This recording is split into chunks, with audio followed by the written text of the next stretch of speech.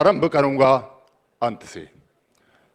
मेरे दोस्त, मेरा मित्र शहीद हो चुका था और मैं एक सैनिक अस्पताल में उसके शवगृह में खड़ा था। मेरे चारों तरफ न जाने कितने शहीदों के शव थे और मेरे सामने मेरा मित्र मेजर पद्मपाणि आचार्य का शव था। उसके मुखमंडल पर विजय, वीर गति एवं स्वर्गारोहण की एक असीम शांति थी और मेरे लिए, सिर्फ मेरे लिए, अपने दोस्त के लिए एक कुटिल मुस्कान भी थी। निकल गया ना मैं तुझसे बहुत बहुत आगे, वो मुझसे आगे निकल गया। अपने रेजिमेंट की वीर भोग्या वसुंधरा के मंत्र को चरितार्थ करते हुए वो वसुंधरा पहुंच चुका था। मैं वहीं खड़ा था, सोच रहा था। पहली बार सन 1992 भोपाल के आर्मी के सिलेक्शन सेंटर में इंटरव्यू देने के लिए जब मैं पहुंचा था तो वहां मिला था वो मुझे। 4 दिन का इंटरव्यू हमने एक साथ दिया, एक साथ सिलेक्शन हुआ, फिर 4 दिन का मेडिकल हुआ हमारा एक साथ।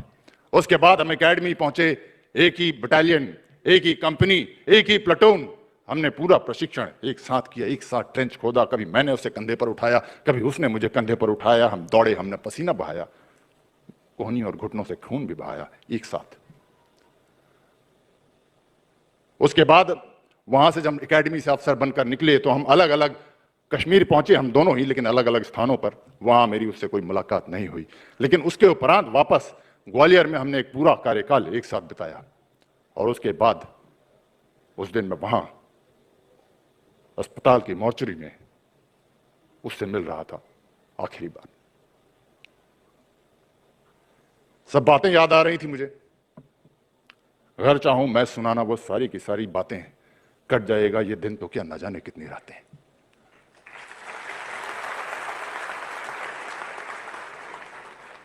उसके 1 साल बाद मुझे लगा कि मैं फिर मिल लूंगा। मैंने पकड़ने की कोशिश करी थी उसे। जब मैं भी एक लड़ाई में मेरे भी बस्ट निकल लग गया था, मेरे गले से गोलियां चली गई थी, तो मेरे भी मन में पहला ख्याल आया था कि आचार्य आ रहा हूं भाई, क्या करें। वीर गति सभी के भाग्य में नहीं होती। मेरा दुर्भाग्य था, उसका सौभाग्य था।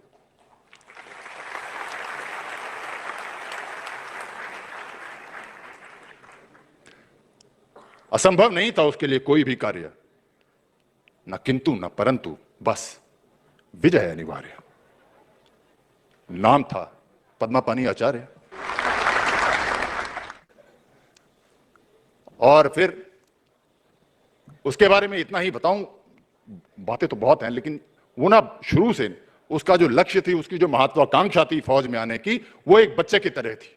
एक बच्चे को अगर पूछा जाए कि तुम फौज में जाके क्या करोगे, वो बड़ा होकर भी और कुछ समय बिताने के बाद भी उसकी वही महत्वाकांक्षा थी कि मुझे 26 जनवरी परेड पर राजपथ पे कमांड करना है और युद्ध में शत्रुओं का संहार करना है।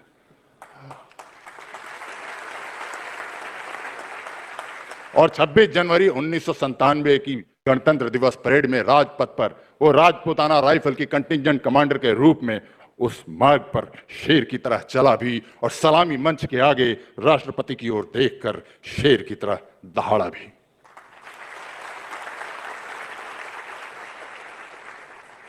जो हमने एक साथ पीस में टेनवर काटा था ग्वालियर में, तब तक मेरा और उसका, हम दोनों का विवाह हो चुका था। हम अपनी पत्नियों के साथ थे। मेरी एक नवजात पुत्री भी थी जिसको वो देखकर अक्सर कहता कि मेरी भी ऐसी पुत्री होगी। वो जो सोचता था वो होता था। उसकी भी इच्छा पूरी हुई, क्योंकि जब उसे वीर गति प्राप्त हुई तो उसकी पुत्री उसकी पत्नी के गर्भ में थी। आज मैं सोचता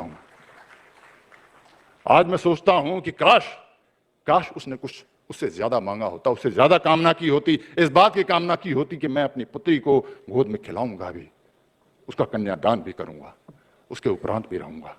काश उसने ये कामना की होती तो ईश्वर उसकी हर बात सुनता था, ये भी सुनता। लेकिन शायद वो कामनाओं की मर्यादा का बोध था उसे पता था कि जब ईश्वर ने वरदान दे रखा है तो सोच समझ के मांगना चाहिए। अब उसकी अंतिम कामना, युद्ध में शत्रुओं का संहार। कारगिल का युद्ध शुरू हुआ 12 जून। पहला उसे अवसर मिला रात को हमला करने का पॉइंट 4590 पर। वो अपनी कंपनी की लीडिंग प्लेटून की लीडिंग सेक्शन के साथ आगे बढ़ा और बंकर के नजदीक पहुंच गया। एकदम चारों तरफ से मौत की बारिश, सीधी खड़ी चढ़ाई, 0 से कई डिग्री तापमान नीचे, लेकिन वो बढ़ता रहा। 8 पाकिस्तानियों को उसने वहीं ढेर कर दिया। 4 वहां पर थर-थर कांप रहे थे। थोड़ी देर को उसका मन हुआ कि इनको मैं जिंदा पकड़ लूं। वो वहां नजदीक गया, लेकिन वहां पर उसने देखा कि 10 दिन पूर्व एक हमारी भारतीय सेना की दूसरी बटालियन ने जो हमला किया था, उस वक्त हमारे कई जवान शहीद हुए थे। उनके शव वहां पर पड़े थे। उसकी आंखों में खून उतर आया। उसने अपनी कटार निकाली और उन शत्रुओं के खून से उस कटार और इस मातृभूमि दोनों की प्यास पूरी की। उसके बाद उसने पोजीशन ली। 4 पाकिस्तानी दोबारा काउंटर अटैक करने आए, वो भी लटा दिए गए। उसके बाद तो उसके मुंह में खून लग चुका था। वो बेचैन था, कब कितना और मौका मिले। लेकिन अगले 2 हफ्ते तक उसे जब कोई बड़ा अभियान नहीं मिला तो वो काफी बेचैन हो गया। वो रोज आके अपने सीनियर से बोलता, सर अगला अगला अगला अगला।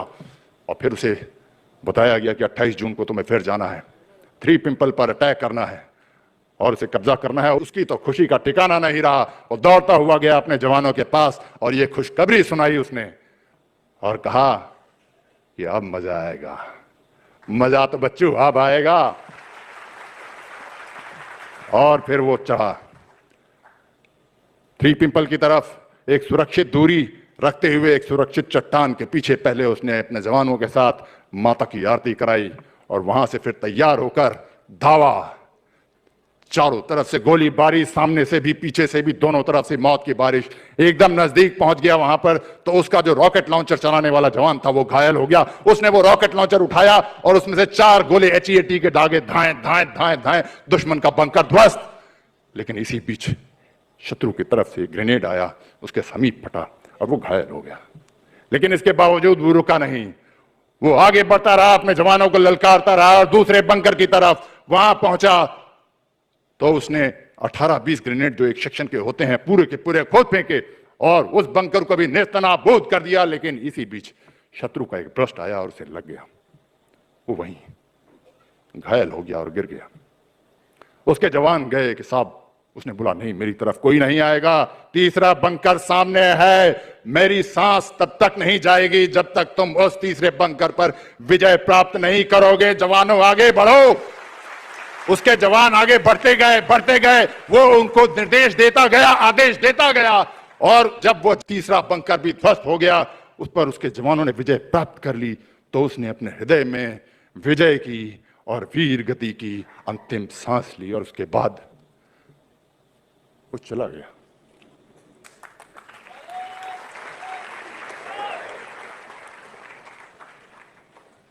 और अंत मैं प्रारंभ से करूंगा। प्रारंभ कारगिल युद्ध का। एक तरफ हमारे प्रधानमंत्री दोस्ती का हाथ लेकर लाहौर गए थे और दूसरी तरफ पाकिस्तानी धोखे का खंजर लेकर कारगिल। रोश में आया था हिंदुस्तान का हर सिपाही, रोश में आया था मेरा दोस्त। और वह कारगिल पहुंचकर उसने शत्रु की तरफ देखकर बोला था, है प्यार तुम्हें समझना नहीं मंजूर शायद, है दोस्ती का ये नया दस्तूर शायद। हाथ जो हमने मिलाया उसका सिला है, आ गया घुसपैठियों का काफिला है। हम सिपाही हिंद के इतना बता दे, आ गए हम मौत तुम्हारी तुमको जता दें। हमारे खून का उफान तुम अब देखोगे, अपने हर तरफ तूफान तुम अब देखोगे। हम हिमालय पर लगा हर मैल हटा देंगे, हम हिमालय पर लगा हर मैल हटा देंगे। गिरे बांध पकड़ के तुम्हें वही धूल चटा देंगे। अगर हिम्मत है